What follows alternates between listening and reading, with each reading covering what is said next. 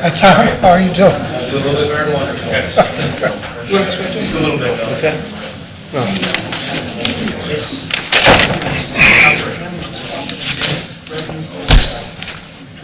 You ready? Yeah, that's right. Okay. All right. Sorry about that. No problem. Simcoe's not here.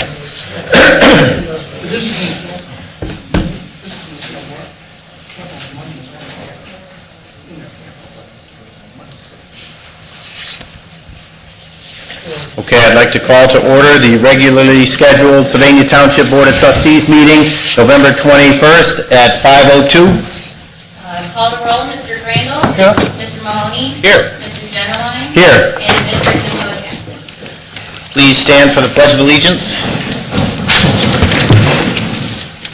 I pledge allegiance to the flag of the United States of America and to the republic for which it stands, one nation, under God, indivisible, with liberty and justice for all.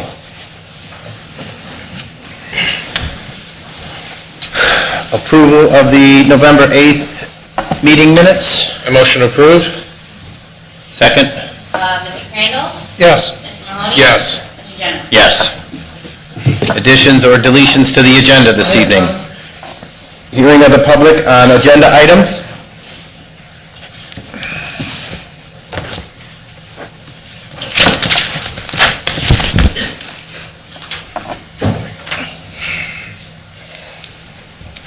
Sandy Hussman. Okay. Dr. Mary Gambash. Same. And Bill Geha. Where's he at? Yes, sir. Okay. With that, we've got a presentation by Adam Fineski is here from the Sylvania School. Come up here. Please. All right. Hopefully this works. All right. Well, good evening, gentlemen. Thank you for having me tonight, and good evening to everyone else. My name is Adam Fineski. I'm the new superintendent for Sylvania Schools this year, and as I've taken over the reins here, I have decided to really get out into the community and present some things that are happening, kind of give you a district update on what's happening with the schools, and talk a little bit about myself as the new leader, kind of where I came from, and where I hope to take the district moving forward. So I'll start tonight by just reading a quote that's up there. It says, "The more organizations and people who start with why, the more people there will be who wake up every day feeling fulfilled by the work they do." It's a quote that's really taken off for our school district this year, and you'll see why in a moment. Now this screen I was practicing over there appears blank. There's usually a picture there. The picture for some reason isn't showing, but the picture shows about 30 new staff members, and we hired 30 new teachers in Sylvania this year, which is particularly high for us. And the reason is the enrollment in Sylvania schools is up, and is up quite a bit. So that's a piece that I'd really like you to hear tonight, because it really shows that the growth in our community is back and is happening in really both areas, to the east and the west. We've been pretty stagnant in enrollment in the school district for the past 10 years, hovering around 73 to 7,400 students. And in the past 2 years, we went up 5% and have over 7,600 students in our schools now. Today, a year ago today, 180 more students today than a year ago, and 80 of those students are kindergartners. So something I just want you to be aware of, the largest kindergarten class kind of ever coming through Sylvania for a long time is happening this year, and so that growth is a great thing for us. So hence the excitement of being able to hire quite a few staff members to serve our students. It's also important to note what we're seeing in the school district is also a socioeconomic need change. With some of the growth, we are also seeing some needs in that area changing with our free and reduced lunch population rising a bit, and some needs for our families that are changing and maybe a little different than what we're used to. In the past 10 years, about 10 years ago, we had 9% of our students who needed a free or reduced lunch. Today we have 21%. so about doubled in 10 years. And then we've also seen some culture changes in our community with students who have English as a second language. We have a rise in students and families that fit that category as well, and about a 40% increase in the past couple years. So over 200 students who actually have English as their second language, and 70% of those students are Arabic speaking. So kind of a changing population in a sense for our ESL students. So those are some district updates that I wanted to just let you know about as we move into this school year.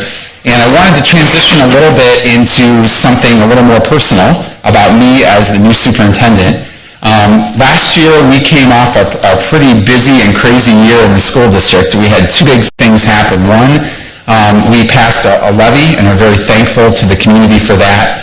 It was very important to the district to pass that. And then we also, due to the growth that I spoke about earlier, we had to go through redistricting. And that was a really challenging time, as it always is when change has to happen in order to kind of better situate our students and better serve them. So for me, coming off that year, it was a challenging one. And I had to kind of say to myself, I had a good friend of mine say, "Hey man, Adam, you are losing your why." And I'm going, what are you saying? I don't have time for that. I'm running this. And a good friend of mine said, you need to think about why you do what you do. You've always been known for that, and you're losing it. And he goes, hey, I got this great book for you. I don't have time for a book. So I took the book, took a read, and it was called Start With Why by Simon Sinek, and that's that quote at the beginning that I read. And it's all about kind of getting back to why we do what we do. And for us as a school district, we were really, with going through a lot of big changes and things, we were losing that why. So for me, as a leader, and kind of knowing I was going to step into a big position for the district, it was important for me to find my why and kind of get that back for the district. So I did that by reflecting, and there's another picture not showing, sorry about that with the computer, but kind of reflecting on some pieces of my childhood, and there's a couple funny pictures of me up there, but it's been interesting getting laughs on those. There's a better one than that big one, but I'm going to just... but a big part of who I was raised by two teachers. I was raised in South Toledo. I'm not a Sylvania kid. I've lived here 18 years, but I grew up in the Toledo area, and I always knew I wanted to be a teacher. And the reason I knew that is that my mom, who was a teacher at the time, let me start a school in my basement, my own little neighborhood school, and let me invite kids to come to it.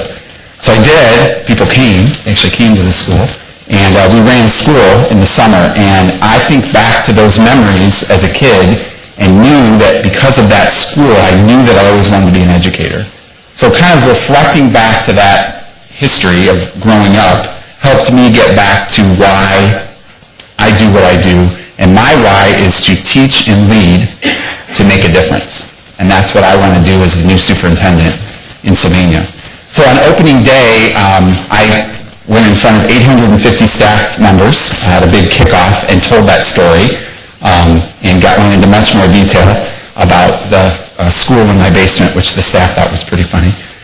And it was a good moment because I was hoping to get everyone to reflect back on why we do what we do. And so enough about me, it was then finding the staff and telling them to get back to their why and kind of re-energizing them in their classrooms. So my mission this year is I'm working out in the district, and I'm in 2 school buildings every day. Unless I'm out of town, I will be in two school buildings every day, and I'm talking to teachers, talking to kids, talking to parents, and kind of finding that why. So for our district, the why really has a lot to do with our mission and our vision as a school district. And our mission is to prepare our students to be lifelong learners and engaged citizens. That's what we're here to do every day. And we want to be that exceptional public school district that keeps this community strong and teaches and inspires students to contribute to society in meaningful and, most importantly to me, compassionate ways. That's a big one for me with kind of the changing world of social media and all the things our kids are faced with. So that vision and that mission really help explain our why. And we're doing that through our strategies, our core values, and our goals, and those things are being kind of reworked into everything we do as a district. For me as a superintendent, I set 3 big picture goals for our schools this year. One, and will always be the most important, is to increase the academic achievement of our students. We're doing that in lots of different ways, but that is our number 1 goal. We've implemented our one-to-one technology initiative with our students.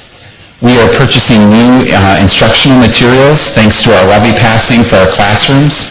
And we have promised the community with the passing of the levy to keep our class sizes low. So those 3 things we believe will work into that academic achievement goal. We're also focusing on our staff and valuing and supporting them.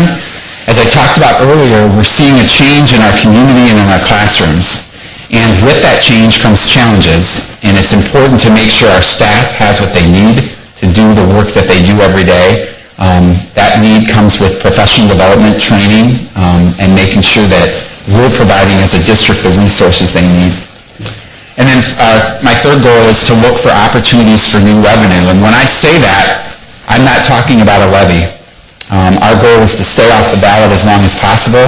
And in doing that, we have 2 creative ways that we're targeting to bring revenue to the school district differently. One of them is to look at offering an online schooling option for our students that leave our district and go to charter and online schools such as ECOT, which has been in the news a lot lately. When they leave our district, their state funding goes with them. And so we want to offer different options in our school district so that we keep them and that revenue comes back to us to better support all of our kids. And the last piece of that is looking hard at our private foundations. The school district has an academic excellence foundation and an athletic foundation who are doing great things, but definitely need to be revitalized in a way and supported differently to better bring in private dollars to help support academic programs and athletic facilities. With doing that, that keeps us from using our general fund to support those things, and it helps us to do big projects and fulfill big needs with private sponsorships, donations, alumni support. This is a big focus. I've talked about this at the CIC meeting, at the chamber meeting, and many other community groups, that this is a big one for me. The development piece for public schools has become very common now. Many districts in our area have development directors for their public school districts, and we're looking at doing that in Sylvania and developing that position over the course of the year. So hopefully that will help as well. So I end today with the challenge of starting with why. I think as leaders in our community, kind of getting back to that why and thinking about why we're here every day, we get so caught up in the many agenda items that appear in front of us at all of our meetings, but really getting back to why we do what we do is something that's working for the district right now. I'm seeing so many stories around our schools that have really revitalized different programs and things. So I encourage you to think about that as well, and appreciate you giving me a little time just to update you on some things, and that pretty much brings it to a close. So any questions or thoughts? Thanks, Adam. I think we had a chance to talk the other night, and so you did a nice job this evening. Thank you very much. Okay. Thank you for Thanks, coming. gentlemen. Yeah, I appreciate it. Thanks for your time. Yeah.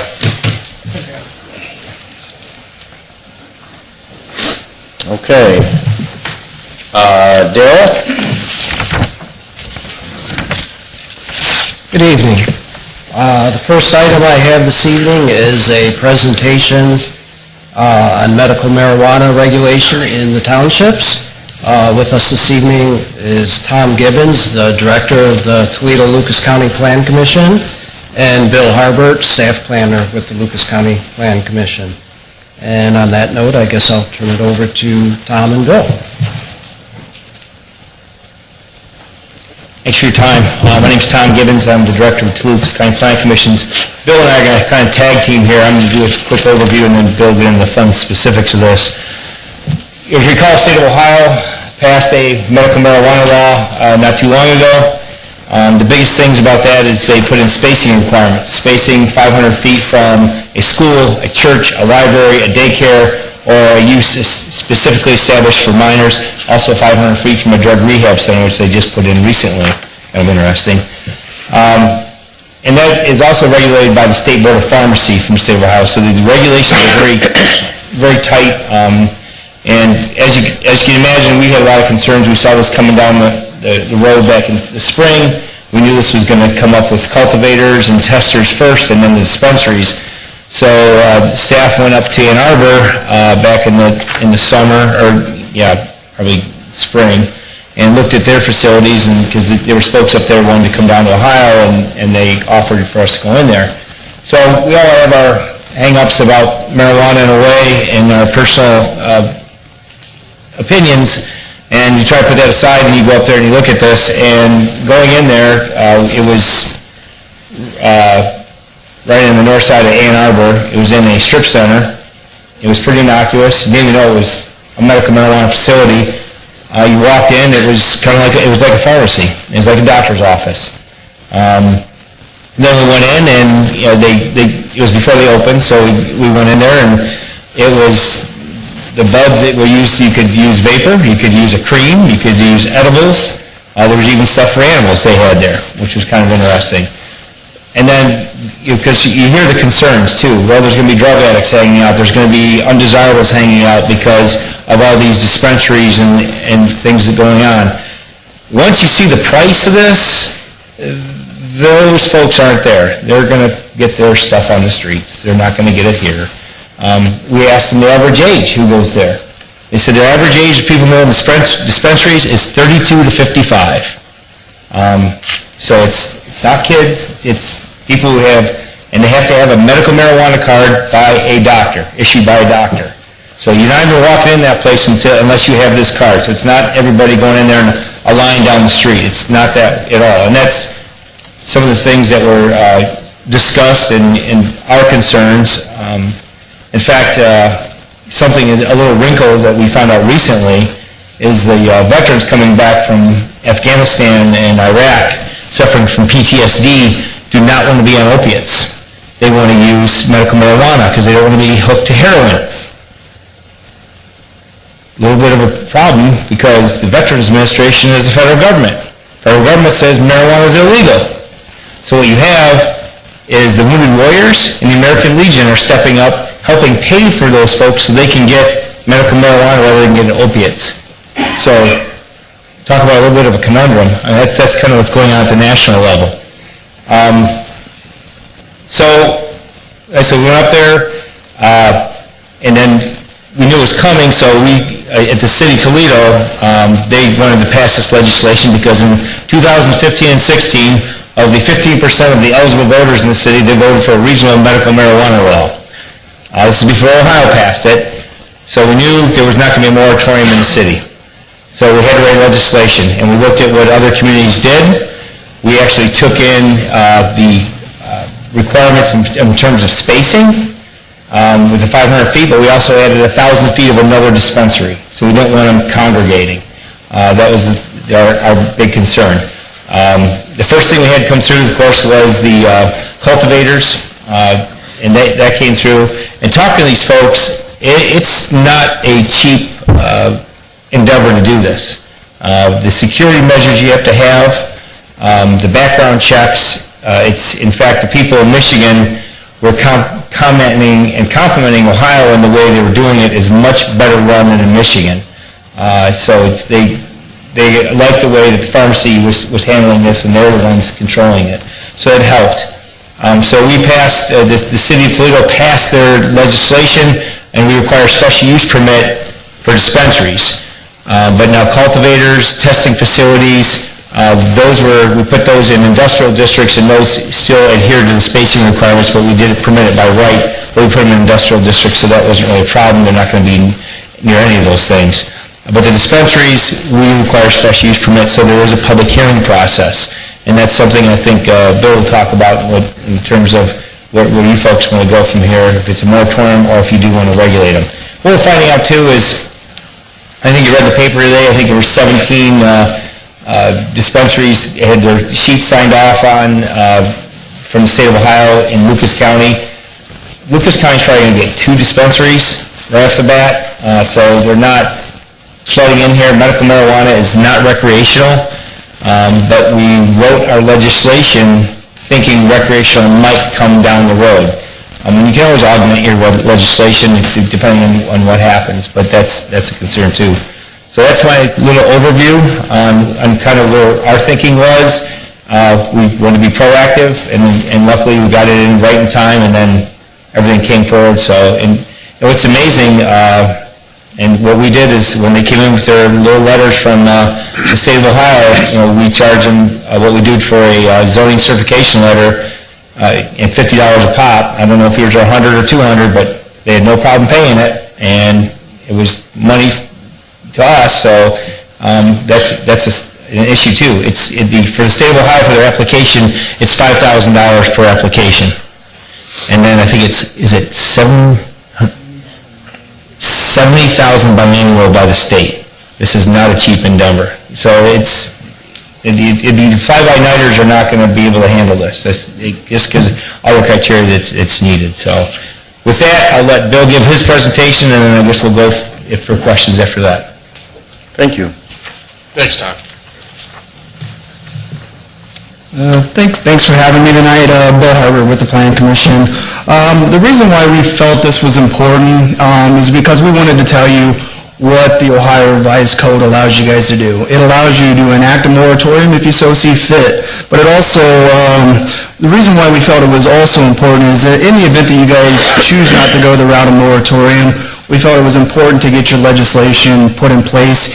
Even though you may not get a cultivator or a dispensary this round, next year one may be awarded in your area, and it's best to have these types of legislations put in place. Now, Darryl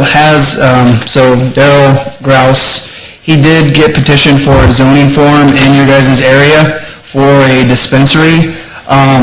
Considering you guys currently did not have a moratorium in place and you guys don't have any current legislation in place, he was required to check these boxes that say, hey, we don't have a moratorium in place, we don't have any zoning laws in place. So this is why this is important, that we either place a moratorium or we look at putting some legislation in your guys' zoning resolution. It's because in the event that they are awarded a license, there is going to be 2 issued in Lucas County. 17 or 18 applications were made. So chances are you may or you may not get one. Chances are you might not. But in the event that it was issued, they would be able to go in to a commercial district as a right without any sort of additional reviews, probably outside of a project plan review. So this is why it's important that we get the legislation put in place currently. And what I wanted to do is I wanted to tell you what we've currently done. Springfield Township decided to look at what the city of Toledo did and take that and look at what the Ohio Revised Code also states and kind of run those through, put forth the legislation which they've done. What they decided to do is to allow dispensaries in their commercial districts with a special use permit. That puts the decision-making into the trustees' hands. Like Tom said, the city of Toledo, they decided that the cultivators, testing facilities, processors, those are the 4 different kinds of components you have with this type of, with this kind of program. So those were found to be more acceptable in your industrial or your office research kind of parks. Those we felt weren't nearly as invasive as the dispensaries were, so those were as-of-right types of uses. So I did give you guys a little bit of a packet there. The very first, the top part of that does include the legislation that Sylvania Township did include. As you can see, conditional uses in their C1 and C2 districts for dispensaries, testing facilities, as-of-right types of uses in their C2 districts.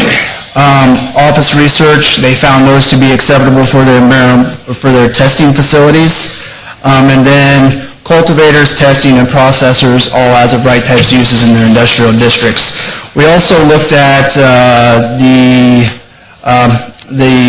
Section 19 of the Springfield Township zoning resolution, included the spacing. The 500 feet is consistent with what the Ohio Revised Code allows.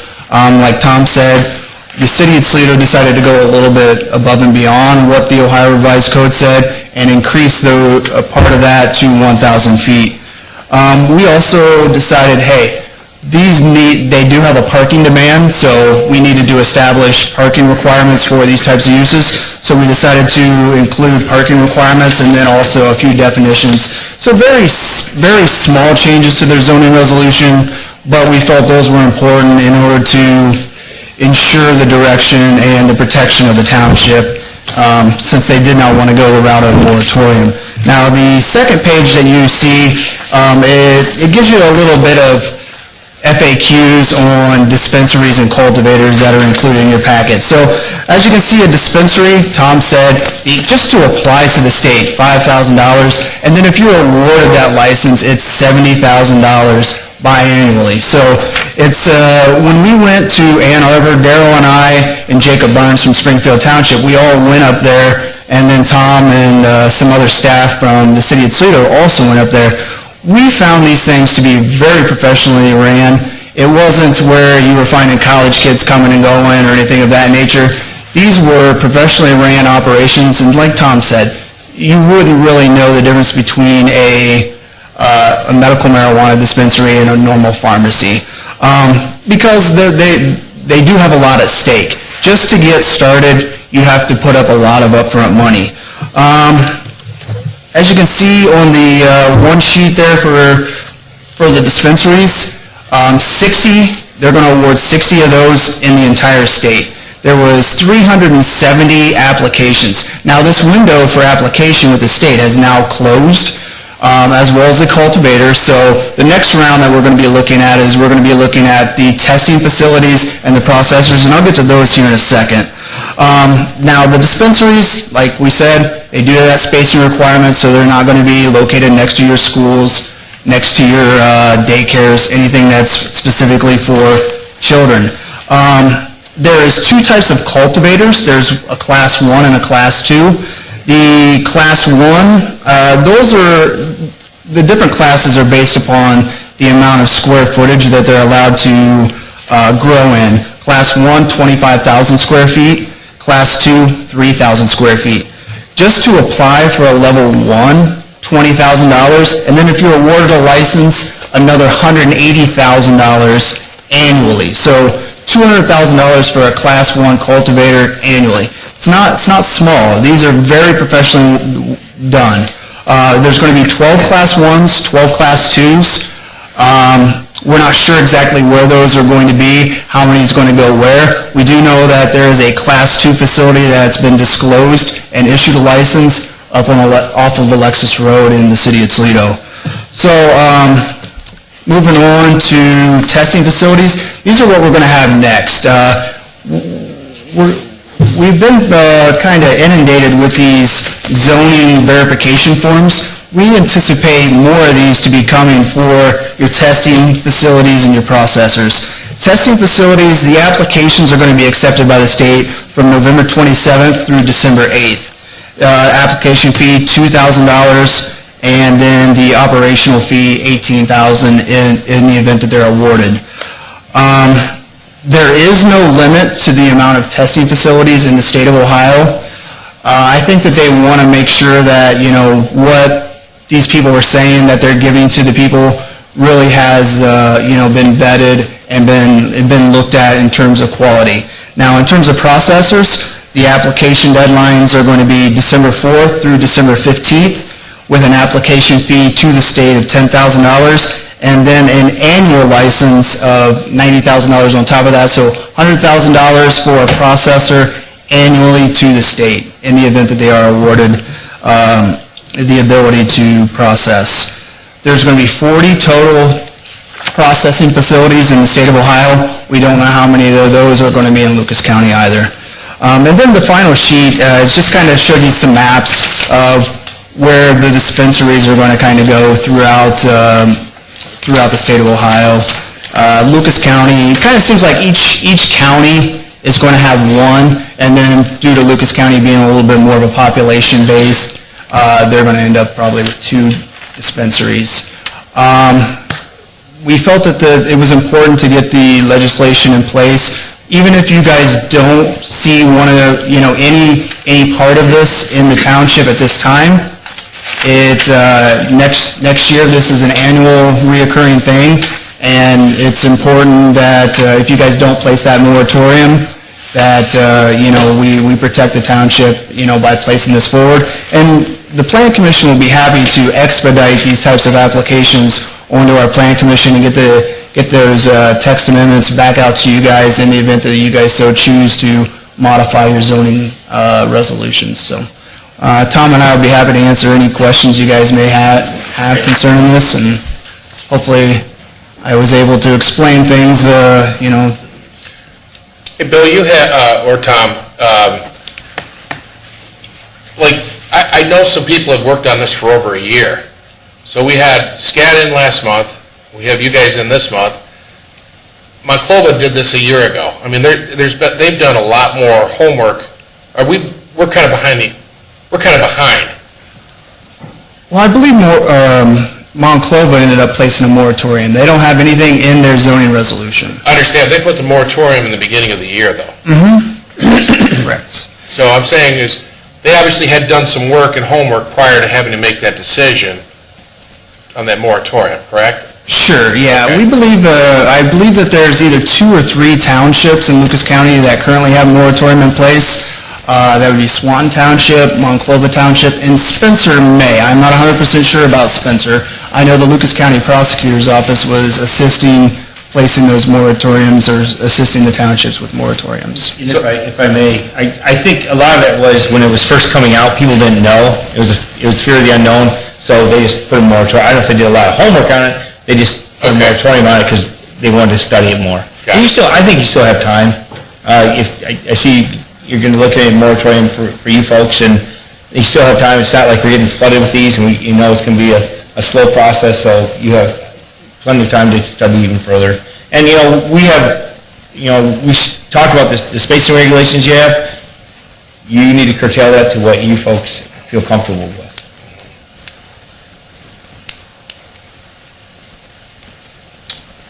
Well, I think you guys presented us with a lot of information this evening, and it's greatly appreciated because it's something that's facing our community right now, and we want to stay on top of it. Like Neil said, we kind of feel like we're getting to the game late, but nonetheless, it's an important issue to our community. One thing that you did say, Tom, was, sorry to interrupt you. If somebody puts in an application now, there's one across from Walmart, the Sammy's restaurant there. Yes. So there's a caveat on there that states that it's got to come back in front of us. Or are you saying we need to go ahead and make a decision either or tonight to prevent things happening further? Yes, that's what I would suggest doing. Because right now, if it's in, then they kind of got under the gun before you do the moratorium, so it'll be processed. They could just go ahead and put it in without any... And I would guess that, what Darrell would have to do is look at the closest use in the zoning code, which would be a pharmacy. So pharmacies are allowed in that zoning district, so they could be allowed by right. So just as an example, I talked to Maumee City Council today. They have, and I think, and what I would like to ask Darrell, I mean, we can, however you guys want to vote, we can vote tonight or whatever. What I'd like to ask Darrell is, I'd like to see, I mean, City of Maumee, that chart that we have says it's approved. Well, when I called the City Council today, they said, well, it's approved, but it needs to be in a medical in a physician business park. So I think each little nuance, nothing against the report that Darrell gave us, but if it says it was passed and it wasn't passed, well, I think underneath those passes, there's a little nuance to something different. I've heard somebody say, I want them, I heard somebody in Southern Ohio say, I want to be near the nearest hospital, or I want one in an industrial park, or I want one, City of Toledo, look at what they're having on Sylvania Avenue with the neighborhoods. Maybe they didn't think that through when they were initially looking at it, that maybe they should be looking at Executive Parkway where there's physician offices at. Or, I think there's a lot of different things here that, you know, I'm not sure where you guys want to go with this tonight, but I think I wouldn't mind putting Daryl a little bit on a homework assignment here and seeing I'd love to hear what Dublin's doing. I mean, I'd love to hear and by the way, I think there's only a couple of townships in Ohio that have approved this, Springfield being one of them. So I'd like to know what the real numbers are in the township in the state of Ohio, because I know there's a lot of townships haven't approved it at all. And mostly it's been cities. So, We got word back, it was one of the folks from Ann Arbor, when I looked at, called me, he said they were having a tough time finding a location. He goes, man, Toledo's got a lot of churches and schools, you know, where we're gonna go. I said, and I understand, but again, looking at this objectively, it's like a pharmacy. It's a medical use. So, and then but again, you have to determine where you feel comfortable where these should go, and what zoning category. You mentioned some townships have a moratorium. Do any of them have a ban? Or are they just banned it? yeah, they do. Harrisburg Township. Harrisburg banned it. So But nothing in Lucas County? No? I'm not aware of any outright bans. I just believe that there's a few moratoriums that currently are in place. Now, one thing that I wanted to build upon was, we talk about, the impacts of this, and we feel that the impact is only basically going to come from the dispensary side. The cultivator, the testing facility, the processor, these are going to be behind industrial-looking walls, and nobody's really even going to be able to identify what's behind those walls, because they don't really have signage as part of those. So we feel that the most impact's going to come from the dispensary, and there's going to be 2 of those in Lucas County. For now. The state of Michigan has something like it has to be grown indoors or under a roof. Does Ohio's, does that the same? You couldn't grow it outdoor as a crop, kind of? It has to be a clean facility, and that's why you'll see the cultivators, that's why they're spread out, because you can't go across state lines, because the federal government says it's illegal. So they have to grow it within the state. So that's why they look at different regions where it will go. Okay. The one thing that we insist on too, and this kind of takes a little air out of the balloon, is we insist on a neighborhood meeting prior to coming to the planning commission, and that way a lot of things can be discussed and it's not wasting anybody's time at this level.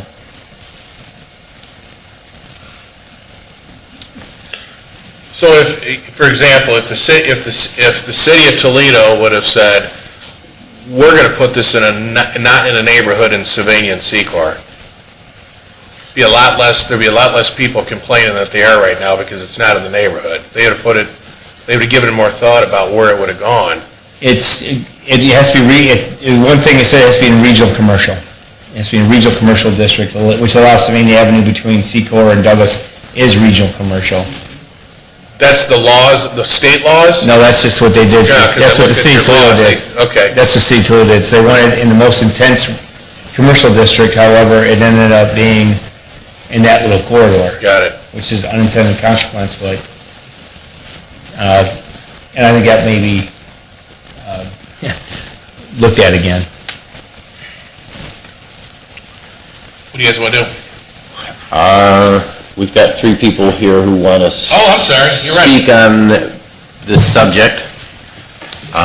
So we'll start off, Sandy, Thanks, guys. Deb came in a little bit late, and I think she could be, defer to her. yeah, Okay, but she doesn't do it right. okay. We'll keep our eye on her. Well, I think Mary is signed in before her, so Mary, all right, then Deb, you're up. Oh, wait a minute, Deb, you haven't even signed in yet. Here, you can sign this. Mr. Geha, do you want to do the same? Okay.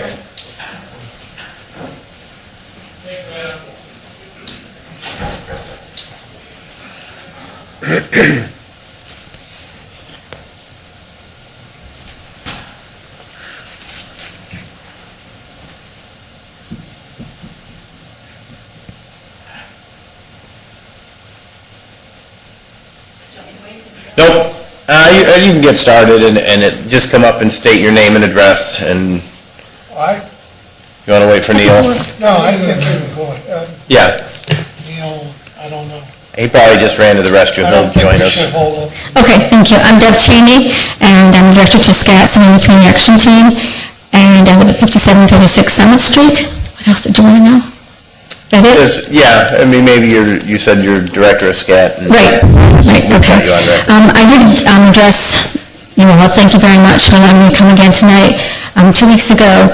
And just for clarification, when I spoke to the individuals that live in the following areas, Waterville Township, White House Township, and Mount Clover Townships, we do have moratoriums on cultivation, processing, dispensaries.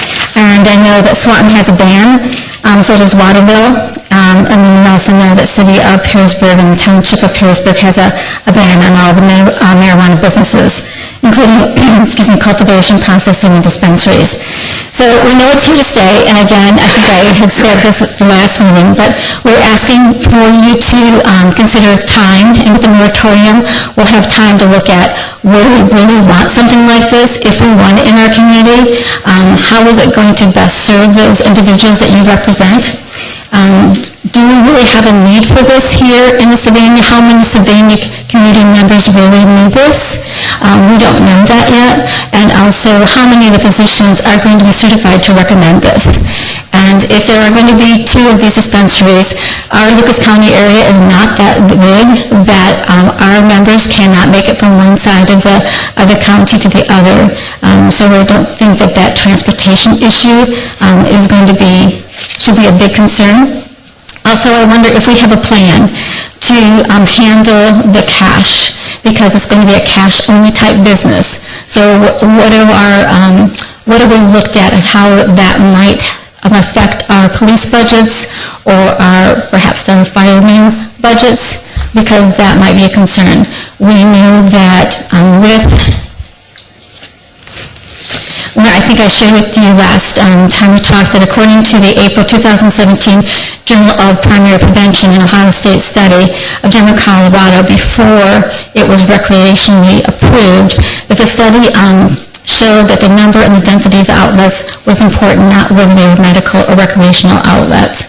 So I think we have to be concerned about that piece. And also, if the place on Central Avenue is chosen, then that does back up to a residential community where there's families with children, and that is something that we should be concerned about too.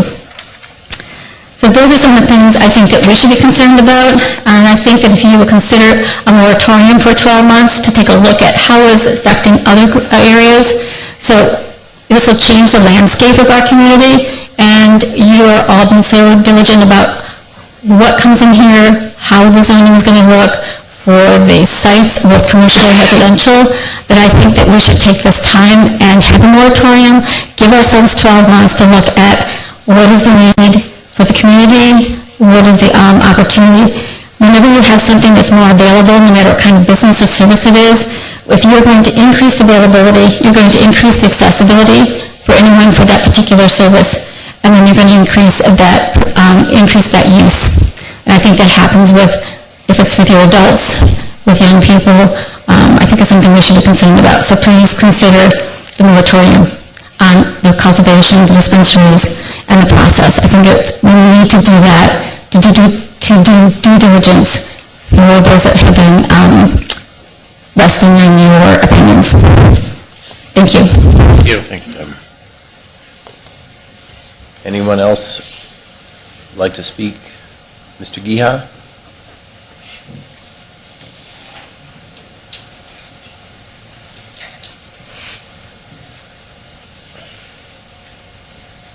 My name is Bill Giha, 5148 Honora.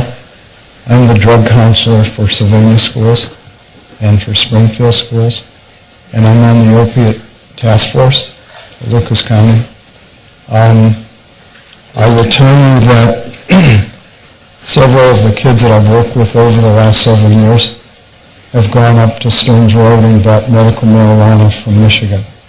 The dealers that were growing it were coming down and selling to our kids. And that's a big concern I have. Several of the young adults I work with that are struggling with opiate addiction. Obviously, their gateway was marijuana. And the way medical marijuana has grown, it's hydroponically grown and it's much stronger, and that's a concern. Medical marijuana works. There are new types of medical marijuana where the THC is taken out of the marijuana, so and it works for several illnesses. I'm hoping that that you do some research and have a moratorium. Dealers are targeting suburban areas, and unfortunately, several people from Michigan are coming down and selling to our kids.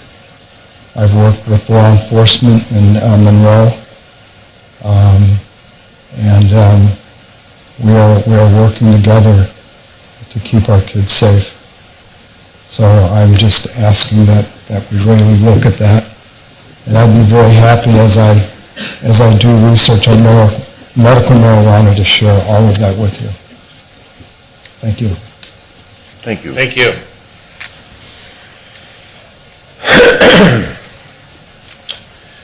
Gentlemen, I guess, do we want to pass Resolution 17-130 and put a moratorium on medical marijuana? And would that moratorium be effective today, December 1st, January 1st? And what happens with the facility on Central Avenue if we don't make it effective today, December 1st, or some other time period, I guess? I think we should at least make a decision tonight. But my gut tells me in a year, we may not know much more than we know tonight. And I know how timelines go. I guess my question is, say we put a 1-year moratorium on it, then we take no further action. That bothers me. I don't mind saying we'll reconvene in 12 months, but I'd rather have an 18-month moratorium or a longer period to assure that when we do make a decision, we have everything in place.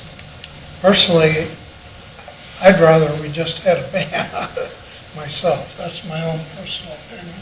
But I'd also like to hear from our police department and fire department as to, I'm not in the field every day, but I do believe we have a drug problem in the community, and in spite of the efforts we make, but it's more than just drugs, it's alcohol. We just, I don't think we're sure making an effort to educate people and to make them aware of the problem, but I honestly don't feel it's getting any better. I think it's getting worse myself. So but I still think we should make a decision tonight. So are you comparing personal use to medical use? Yes. You think they correlate with each other? Well, I think it sends a message. After all, it's on the federal level, it's still against the law, but you can certainly see a change in what's happening. I just think it sends a bad message to, that's my own personal Sure, feeling. no, I get you. But I'd like to hear from police and fire as to what they think, but I don't want to have a moratorium and then all of a sudden it expires and we haven't done our homework. And I think that would be worse than having some regulations in place. But and certainly Darrell can tackle this, but he's got some other things that we're doing with compliance and our land use plan. I want to be sure that we suddenly aren't up against a deadline and don't have enough time to do it right. Do you mind if I ask these guys a quick question before they come up? Do you care? No. Oh, okay, thanks.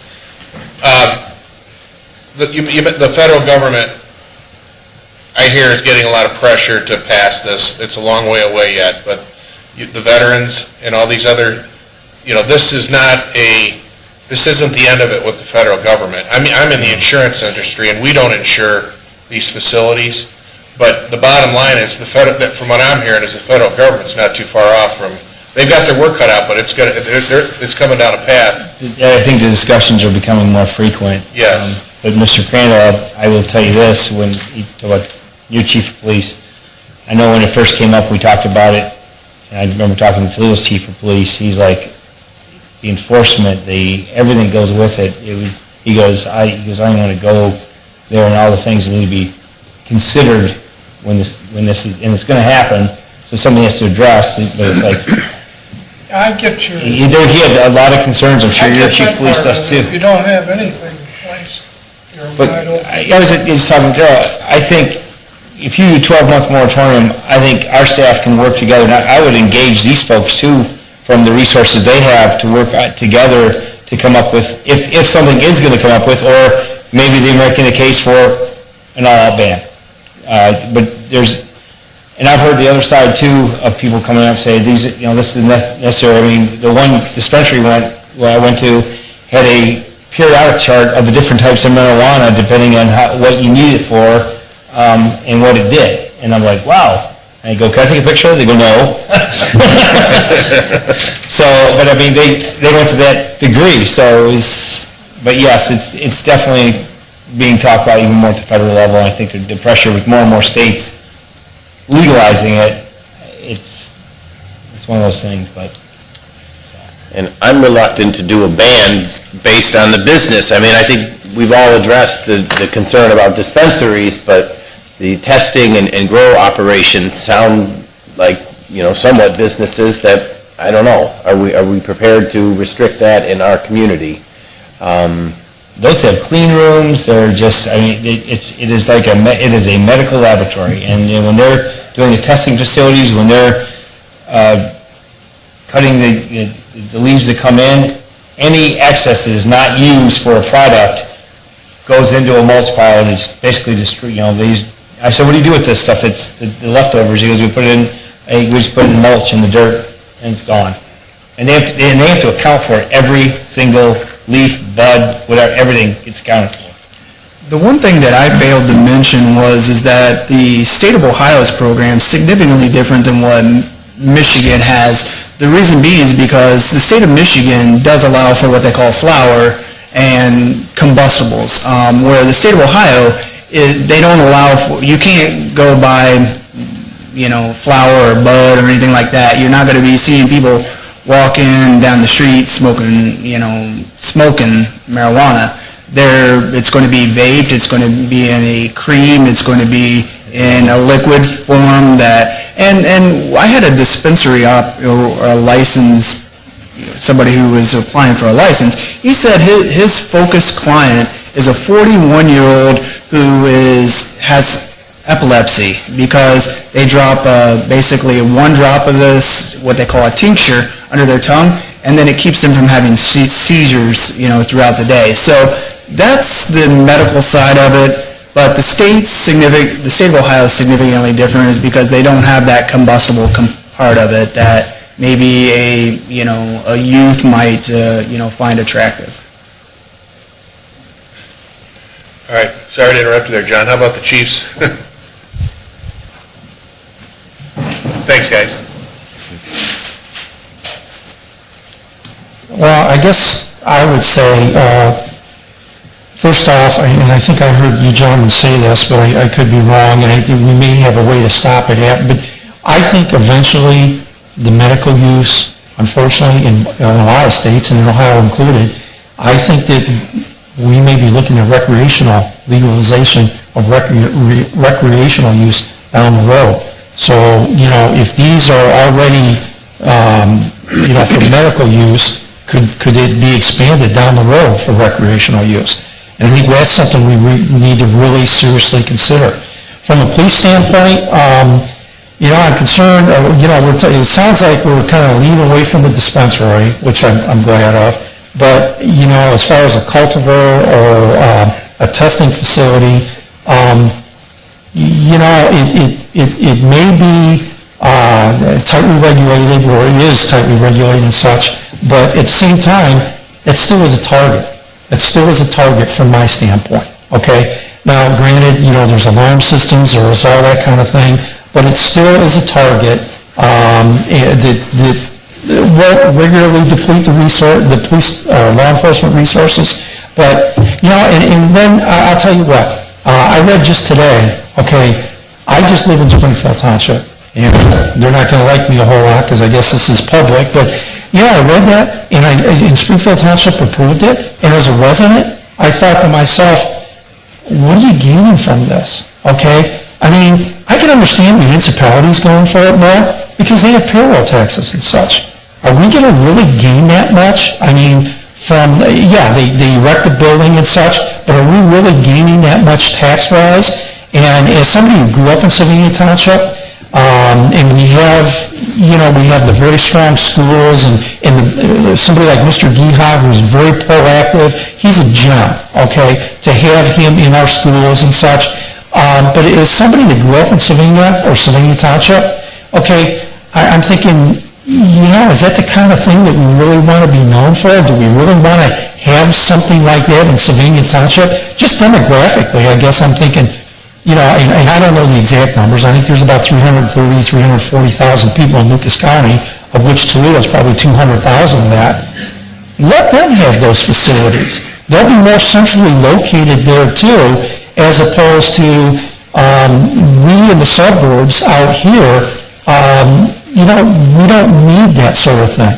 Just like I told the concert promoters in Sylvania Rec this past summer, there were a couple of bad concerts that came in. That's not what Sylvania's about. We don't need that kind of thing out here. We don't want those issues, those problems. And one thing that Mr. Gihog said that I find very concerning is, these are going to be tightly regulated, and it sounds to me like Ohio's really doing a far better job than Michigan did as far as regulating and such. But you know what? These people find ways around the system, and I'm talking like dealers. I'm talking like black market stuff, okay? And if Mr. Gihog is already seeing this stuff coming out of Michigan, okay, then you know something? It's just that much closer to Sylvania Township, to our kids out here in Sylvania Township, and that sort of thing. And I guess the biggest thing is I don't see where the benefit of allowing something like that to come in outweighs the possible consequences down the road.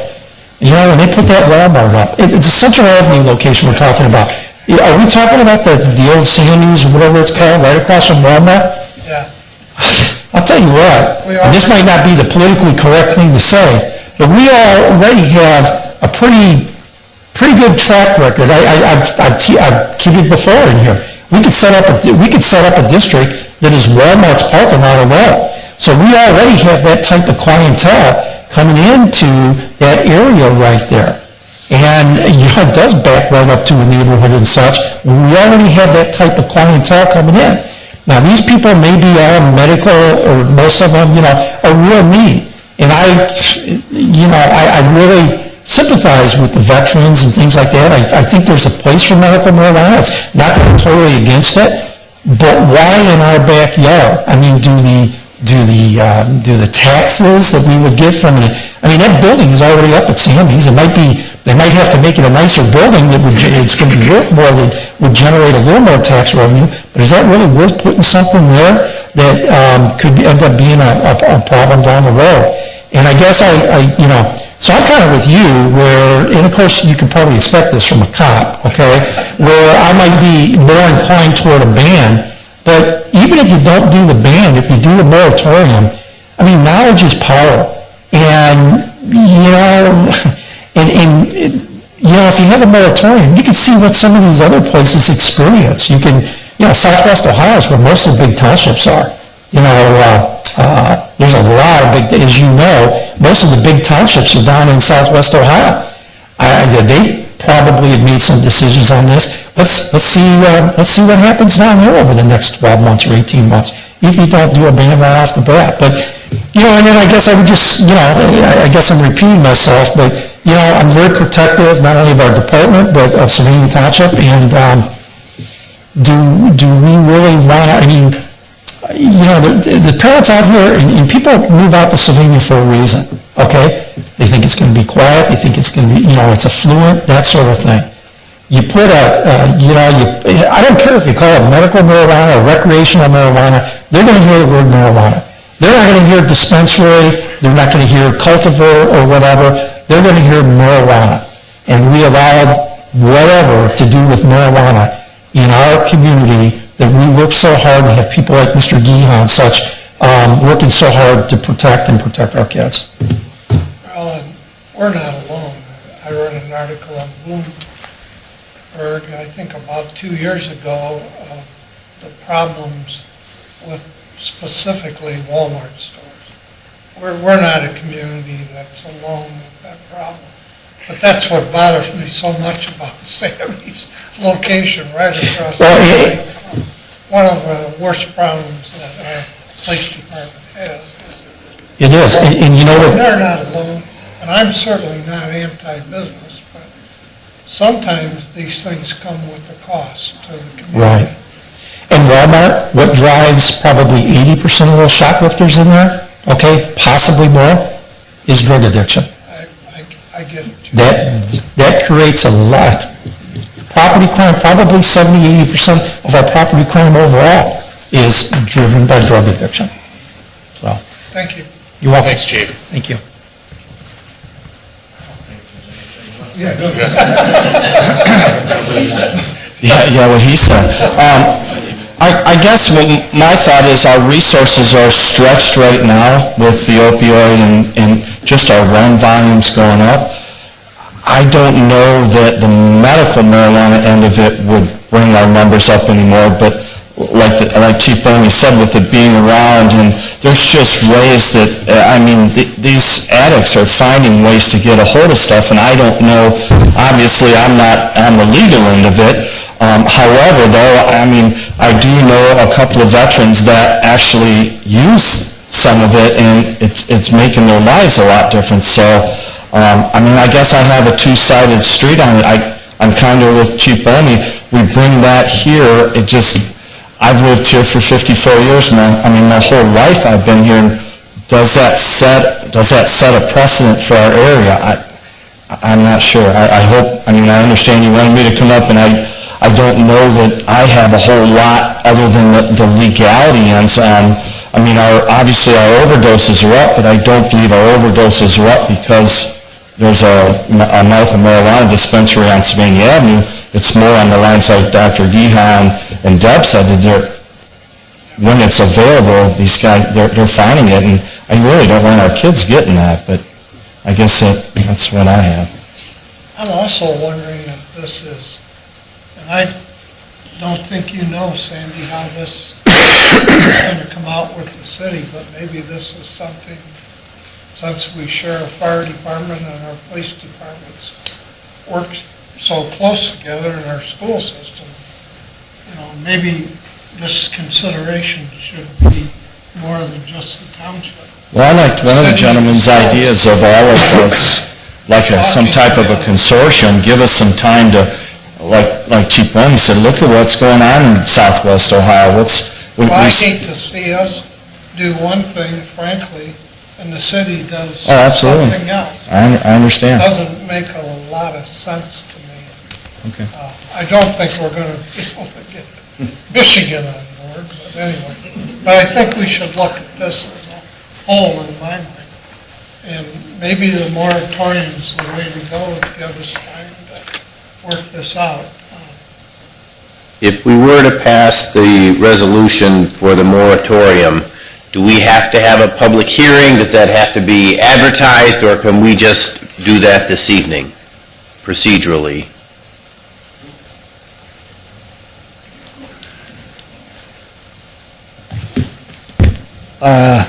I can't say for sure. I believe we can pass it this evening. Legal counsel is not able to be here tonight. John Burrell's still out of town, and Elaine Zutch could not make the meeting. So you've been working on this for 2 weeks and that didn't come across your mind? No. Okay, thanks. You can always unwind a moratorium, too. We can unwind anything, really. So would the moratorium go into effect today, or would it go into effect December 1st, or how do we put a date on it? And do we make it a 13-month moratorium and look at it for the start of... I don't want to, gosh, I hate to delay a decision, but I think we should approach this frankly with the schools and the city and see if we can get a consensus. But I don't want to go too long. But I don't know. It sounds like we got to do something tonight to kind of hedge Sammy's. I agree 100%. If we don't do anything, we're wide open. And then if we decide to do something, I think we could even coordinate our zoning with the city zoning and try to work something out that's a community solution. But I don't want to go too long, maybe 15 months. I don't want to cut it short and all of a sudden, we didn't get our act together. I think tonight through the end of 18 would allow us to, again, probably see a first couple open in our area and see the impact. And again, I think we all have our reservations about this issue, but there's no better substitute than, watching one open and what their impact and things. I mean, we're all hesitant to do something, but yet, these guys certainly, their experience in Michigan, and the dollar amounts certainly lead me to believe that it's somewhat a professional business that, again, I'm more leaning on if it's something we want to look at in the testing and cultivation side of things, and I think everyone's right, is the dispensaries. I mean, if somebody wants it or needs it, Sylvania Avenue is probably 2 miles from our house, so it's not that big of an issue. So... I'm good with it. Okay. The resolution was written by the prosecutor's office, and in the resolution it says from today's date. So where is the resolution? I don't have it up in front of me. I know I kind of scooted in here late.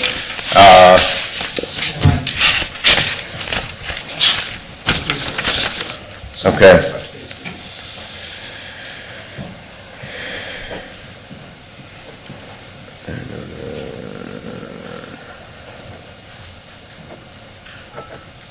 So this one, it says, from today for 12 months.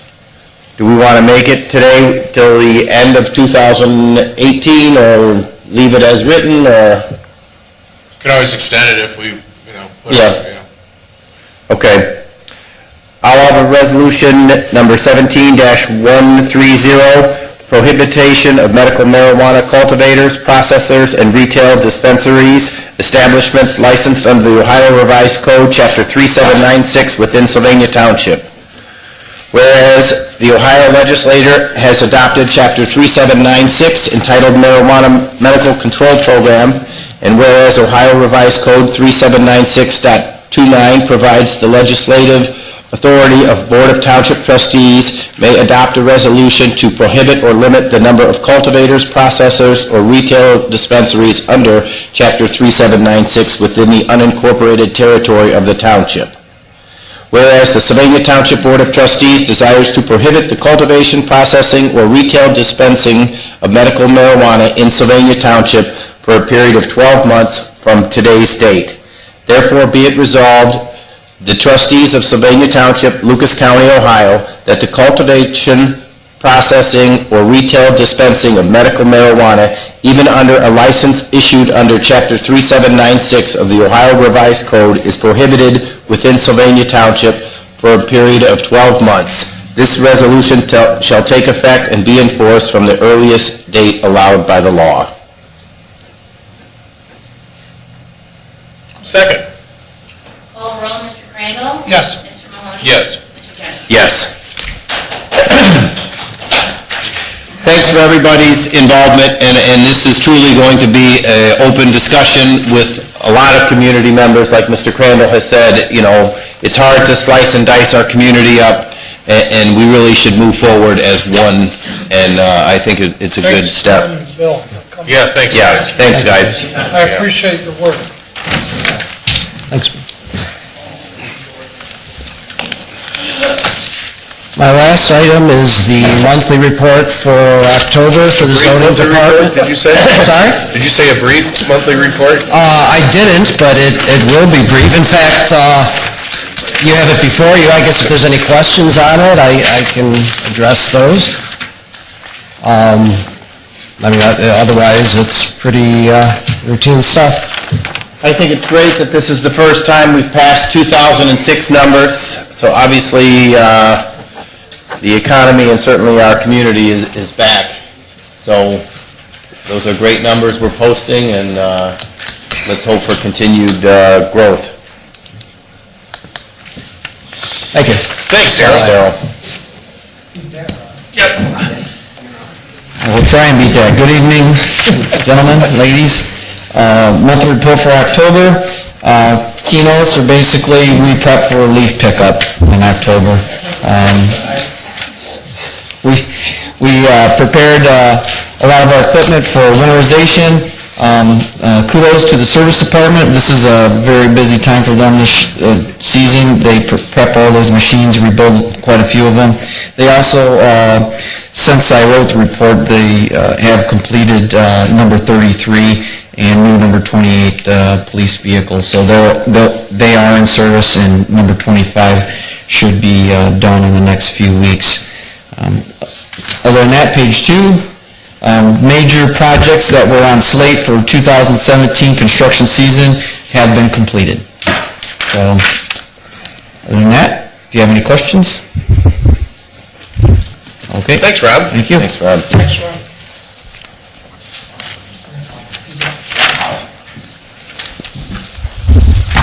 Good afternoon. Really, again, you have it before you. Page 2, really one of the only real things I want to bring to light is the overlapping incidents are still up over 42%. As a matter of fact, it's happened 4 times today where we had an incident and a second incident dispatched while that incident was going on. So we're seeing a trend up on the back-to-back-to-back incidents, which over the last few years just seems to keep going up and up.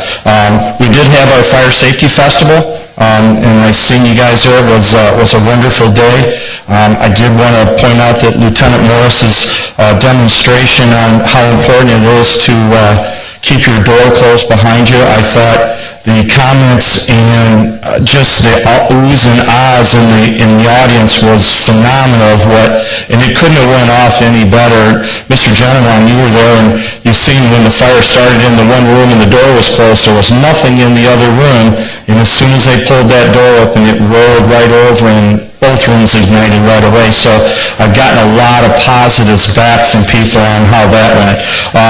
We are back in continuing education. Actually, we're off for November and December. My overtime was up a little bit. However, we do require that all of our firefighters also be fire safety inspectors. So we had the state fire school come in and get our bottom, I think it was 13 guys up to par. So that's why you're seeing the fire inspector class cost me a little on the overtime, but my overtime budget is still in the manageable stage. The last few pages are actually thank yous for MedTech and that up at Northview. Our guys go every year and help Deb Johnson up there, or Pat Johnson. We go up there and do several different classes with them, and she really appreciates it, and our guys really enjoy it, and we really get some really nice comments back. And then we did get a nice comment for being part of the Fall Festival Parade also. I sat on that committee, and that went awesome also. Really, the only other thing I have is 2 resolutions. My committees have worked and done some due diligence in trying to do everything we can to be fiscally responsible for the township, so we were able to work some really good rebates and some deals on a couple of vehicles, and I'm asking for approval Resolution is 17-136, authorization to purchase a mid-mount area ladder, and this would be trading in one of our older vehicles, getting $50,000 for that vehicle, and then that vehicle, the ladder truck, will replace an engine and a ladder truck. It's a combination vehicle. I'll move Resolution 17-136 to authorize the purchase of a mid-mount aerial ladder. This was in our report that we gave to the citizens. Yes, this was in the citizens' report. Although I do know, Chief, we talked about another engine, and then we talked about a bucket truck. Yep, this is a combination. It puts two of them together. This is a great solution in my mind. Second. Call roll, Mr. Crandall? Yes. Mr. Mahoney? Yes. Mr. Jenner? Yes. And then the second one is Resolution 17-137, authorization to purchase an ambulance.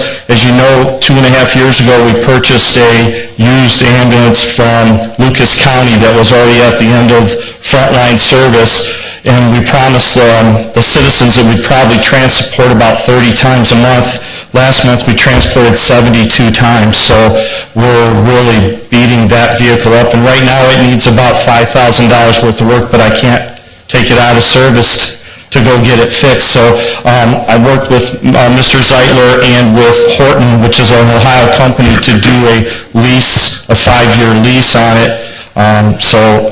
And if we are able to do it now, they're willing to give us about $60,000 in options and things that we need for no cost. So.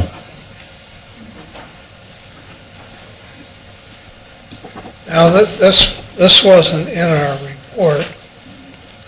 No, We certainly talked about it when we started the transport service Yes, sir. back up, and I don't know if you guys have, I know we're doing well on that, but I haven't seen, I'll lean on you. Well, working with Mr. Smith, the transport money goes into a separate fund by what law is required. Originally, you thought we were going to get, I think, $50,000 this year, and so far this year we have how much? It's over 100,000. Right, so it's doing much better than that, as you mentioned, the transport. Well, and this will come out of that. Yes, so the 228 EMS fund, Yeah, and then I know we're coming up to our budget hearings, but Right. you guys have plugged that in. right. Yes, sir. Because this is already a separate funding than the fire operation. I got you.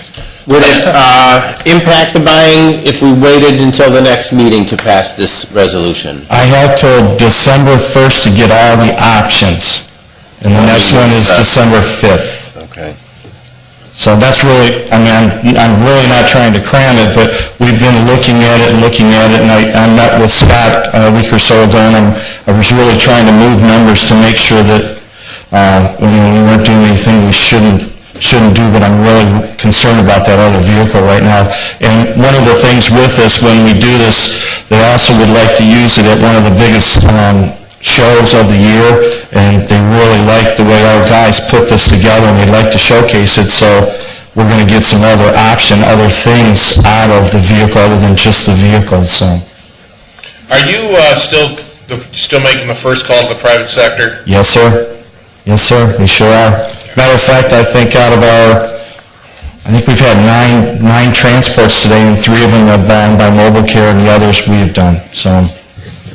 And do we currently have a backup? Because I Yes, thought the old one we had was a backup and not necessarily... Right, the old one that we have now, we can't even get parts for. So what I did was, somewhere in the resolutions, I have 6 older vehicles right now that I have 4 of them on gov deals trying to get money to put back into the general fund out of the vehicles, and one of them is that old ambulance. It needs a steering box, that we can't even find it even in a junkyard right now to keep it within the limits of allowing the guys to drive it. So we've babied it along. I'm just worried that we keep putting money into these old vehicles. We're not going to get anything out of them after we sunk a lot of money into them, so. I'll move Resolution 17-137, authorized to purchase an ambulance. Second. Call roll, Mr. Crandall? Yes. Mr. Mahoney? Yes. Mr. Jenner? Yes. other questions. Thanks, guys. Thanks, Chief. Another brief report tonight, huh? Very brief, because I'm going to ask for your permission when I get done to run up to court. Judge Ramey's having his open house, it's 4 to 7, and I want to get up there as a sign of respect, so. Absolutely. Page 2, all the numbers are in front of you. You can see our calls in the dispatch. Page 3 is really the most important page in the report, and you can see we're running pretty close with calls for service compared to last year.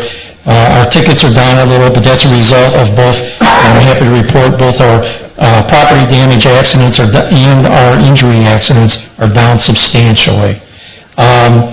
In the burglaries, we're also down substantially. Robberies were up. Domestic violence were up. Assaults were up. Those are things that police, no matter what, we're not going to really prevent those. Identity theft down. We're running pretty close to the same on OVIs. Our sex crimes and CSB reports were up. You can see our thefts were close, and then we're quite a ways up with all our other reports. Page 4, you see the prisoner transport cost analysis for doing the city's transports too, and that continues to be very, very good for us, and I believe Sylvania City Police Department is pleased with that arrangement too. Page 6, detective caseload stats. Again, I won't repeat all the numbers, just suffice it to say that there were 61 new cases assigned in the month of October, of which 30 have already been cleared. Page 7, you'll see that our DEA task force detective was pretty active. The DEA has been pretty active the last month. Page 8, with community affairs, we've continued to have the DARE in 3 of our elementary schools. In fact, last Thursday, we had 2 DARE graduations, and today, this afternoon, we had the other one. I'm happy to report Halloween was quiet. We had plenty of people out. Page 9, you can see the K-9 officer hasn't been real busy, but more importantly, bottom of page 9, you can see our overtime. I just want to say that the detective overtime includes the detective assigned to the FBI task force, Violent Fugitive Task Force, and also the DEA task force. And that's the great majority of that 93.83 hours, and we get reimbursed for all of that, for all of their overtime by those agencies. Dispatch overtime is already down a little. Dispatcher Justin Hupp went on his own on October 11th on midnights to cover that staff shortage, and he's doing real well, which is what we expected. I think we got a star in him when we hired him. And that's all I have. If you have any questions. Thanks, Chief. Thanks. Thank you. Okay if I cut out then? Sure. Yep. Okay.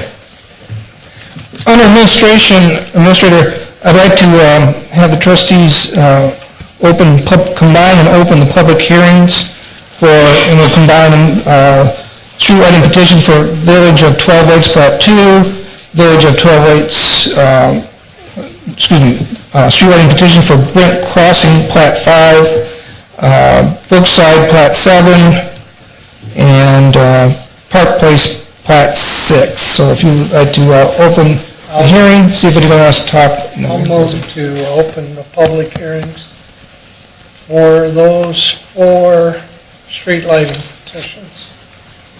At 6:25, all those here to speak for or against? Seeing none, we will close the public hearing. Then I'd like to combine Resolution 17-133, which is the 12 Lakes Plat 2, 17-134, which is Brent Crossing Plat 5, 17-135, which is Brookside Plat 7, and 17-138, which is Park Place Plat 6, and this would approve the street lighting petitions. I'll move to combine those resolutions for those 4 subdivisions. Second? Call roll, Mr. Crandall? Yes? Mr. Mahoney? Yes. Mr. Jones? Yes. And with that, I'll turn it over to you, Scott. All right, we've got the monthly report and 2 resolutions. Monthly report, you can see that we've met our revenue estimates in every fund except the general fund. And next we receive our 4th quarter Buckeye Cable franchise fee. We will be at 100% of the general fund. All the departments are under the expected percentage for their budget. Road and Bridge is way down, but we're just starting to pay. They just completed a lot of those projects, and we're starting to pay those off. So they'll come back up to closer to the calculated percentage. If there's any questions, really everything's budget and revenue are both coming in as expected. It looks good. I'm sure we'll get into that more next week with the budget meetings. Got 2 resolutions. The first one is appropriation from unencumbered balance. The lighting district, we had more legal expenses than we had budgeted for, so we want to increase that. The police had a water meter break that they had to replace out of their capital projects fund, so we just wanted to increase those 2 line items. I'll offer Resolution 17-140, appropriation from unencumbered balance. Second. Call roll, Mr. Crandall? Yes. Mr. Mahoney? Yes. Mr. Genoway? Yes. And then 17-141, we got our workers' comp bill in. It's increased from last year, so we're just moving money around from the line items that are under budget into the workers' comp line items and those various funds to cover that bill, and we'll pay that in December. Is that based on our history? What, the increase? We know. I'll look to our expert there. Yeah, It's got an expert. has to do with our rating and all that. Good evening. Yes, we were actually kicked out of group rating for the 2018 plan year. This is because of our history. Basically, there's a 2015 claim, which is an expensive, costly claim that came into our experience. And yes, it's based upon our rating and those claims costs. So since we're not eligible for group rating through CareWorks, they put us in what's called group retrospective rating, and that's why there was a substantial increase in premium. I'll offer Resolution 17-141, transfer of appropriations. Second? Call roll, Mr. Crandall? Yes. Mr. Mahoney? Yes. Mr. Genoway? Yes.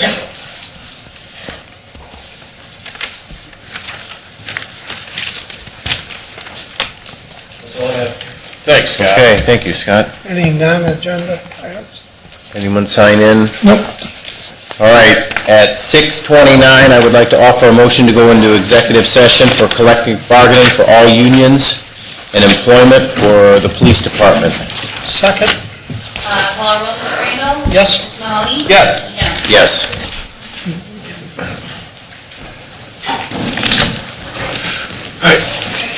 See you, Rob. Oh, it's good to see you. Hey, Chief, see you, buddy. Chief, good to see you. Thanks for your help.